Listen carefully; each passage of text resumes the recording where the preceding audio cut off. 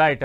ఇంకో అంశాన్ని చూద్దాం. ఆర్మీకి చెందిన ఓ ఇంజనీరింగ్ కాలేజీలోకి అక్రమంగా చొరబడ్డ కేసులో ఉగ్రకోణం లేదని పోలీసులు స్పష్టం చేశారు.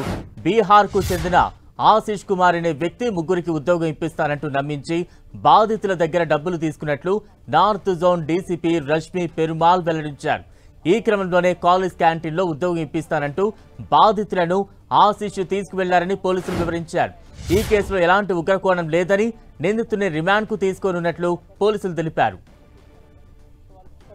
ఇదంతా ఐడియా ఆ పర్సన్కి ముందు నుంచే ఉంది అక్యూస్డ్కి.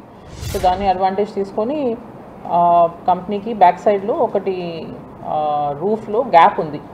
ఆ గ్యాప్లో ఎంటర్ తీసేసుకొని అక్కడ ఉన్న గ్లాస్ డోర్ని పగలగొట్టి he has entered and taken this amount.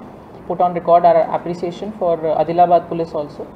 మాది ఈ ట్రేస్ చేస్తున్న క్రమంలో మాకు తెలిసింది ఏంటంటే ఆయన బస్లో is a native of Madhya Pradesh area, Purili అనే విలేజ్ అక్కడ. సో ఆ ఏరియాకి బస్లో ట్రావెల్ చేస్తున్నట్టు మాకు ఇన్ఫర్మేషన్ వచ్చింది. సో ఆదిలాబాద్ ఆల్మోస్ట్ దాటే క్రమంలో మాకు ఇన్ఫర్మేషన్ వచ్చింది. సో ఆ ఏ బస్లో ట్రావెల్ చేస్తున్నాడు అది ఇంకా బస్ డ్రైవర్ డీటెయిల్స్ మాకు వస్తాం మూలాన టైంకి అక్కడ ఉన్న ఆదిలాబాద్ లోకల్ పోలీస్కి కమ్యూనికేట్ చేస్తాం జరిగింది. వాళ్ళ అసిస్టెన్స్తో along with our own crime teams ఇక్కడి నుంచి మేము డిస్పాచ్ చేసాము.